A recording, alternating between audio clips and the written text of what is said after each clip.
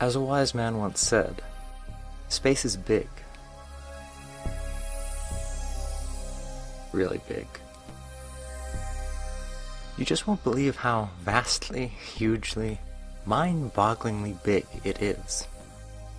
And in that ridiculous hugeness, it should not be too surprising that an improbable number of races have, totally by coincidence, developed languages remarkably similar to our Earth English.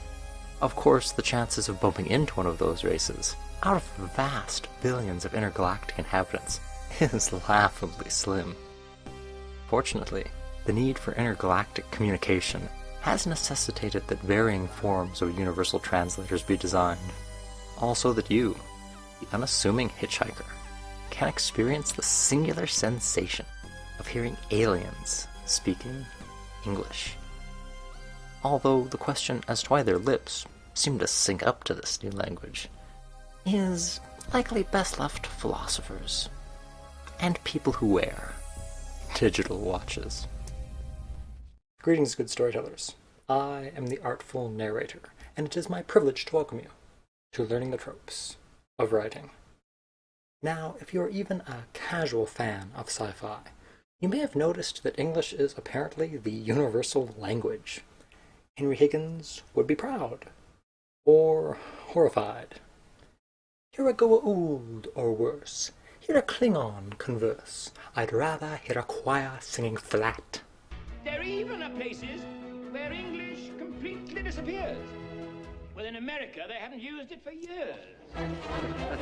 Now, in deference to Professor Higgins, we are going to set aside the instances of fantastic races innately speaking English, and instead focus on some of the options that writers can employ to translate alien languages into English.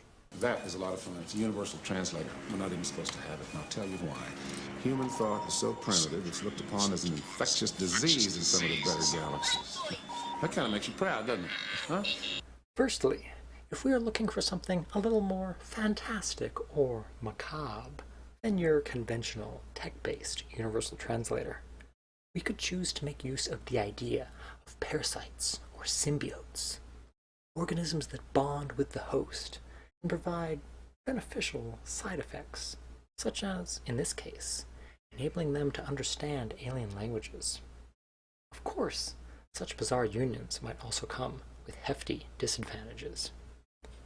In this category, one sterling example that is as creative as it is humorous resides in the pages of The Hitchhiker's Guide to the Galaxy by Douglas Adams, described thusly. The babelfish is small, yellow, leech-like, and probably the oddest thing in the universe. It feeds on brainwave energy, absorbing unconscious frequencies and excreting a matrix of conscious frequencies to the speech centers of the brain. The practical upshot of which is that if you stick one in your ear, you instantly understand anything said to you in any language. Another way to get around the problem of communication with strange beings is the well-established idea of thought transference, better known as telepathy. In this example, such telepathic prowess often furnishes characters with the innate gift to hear the thoughts of other beings, and to even project their own thoughts into said beings' minds, communicating with them non-verbally, and so bypassing the barriers of language. And whether it is the alien beings in this work of fiction, or the main character who possesses this power, is up to the discretion of the writer.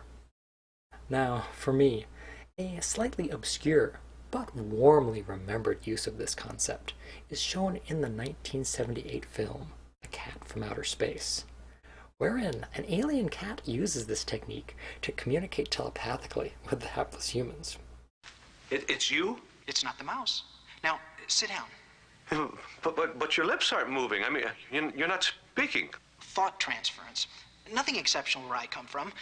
Now, of course, if the perils of linguistics are not a key part of your story's plot, we have the tried and true universal translator in all its myriad forms.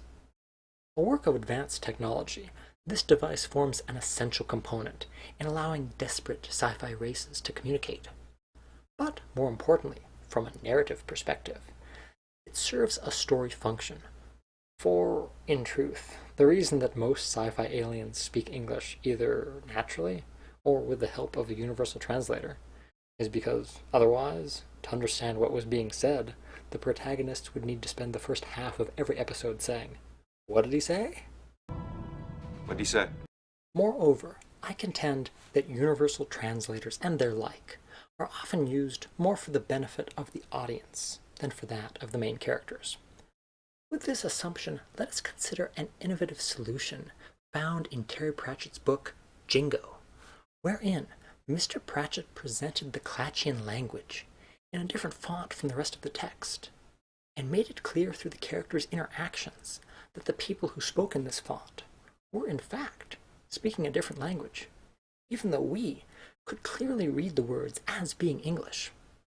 So, by respectfully adopting this technique, one could have the best of both worlds by being able to present a narrative where characters from different cultures struggle to understand each other, whilst, all the while, the reader has the luxury of understanding them both perfectly.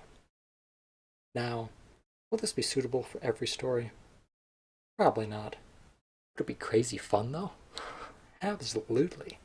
Imagine having elves speak in a beautiful flowing font like Vladimir script, or having grey aliens speak in something bold and bizarre like Snap ITC. Food for thought. Now, certainly stories that go the extra mile to create a new language can give said narratives a sense of gravitas and a singular soul.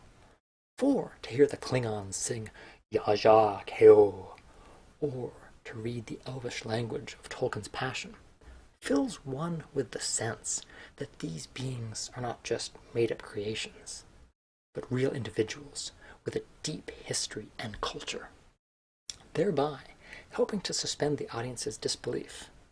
However, despite this, English-speaking aliens is certainly a useful trope to employ in writing sci-fi, and to the same extent, fantasy, for it can make stories more accessible to the audience if all the dialogue is in English, and also make the process of world-building less arduous for the writer, which, given the amount of work that said genres require, is a choice that can easily be forgiven in the pursuit of crafting a thrilling tale.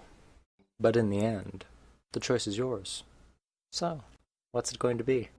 Timber is arms wide. I turn. No, I'm not much of a storyteller. Besides, you wouldn't understand. Shaka, when the walls fell. Perhaps it doesn't matter. You want to hear it anyway. Thank you very much for watching. I hope that this video has been informative, or at the very least, a pleasant diversion. Until next time.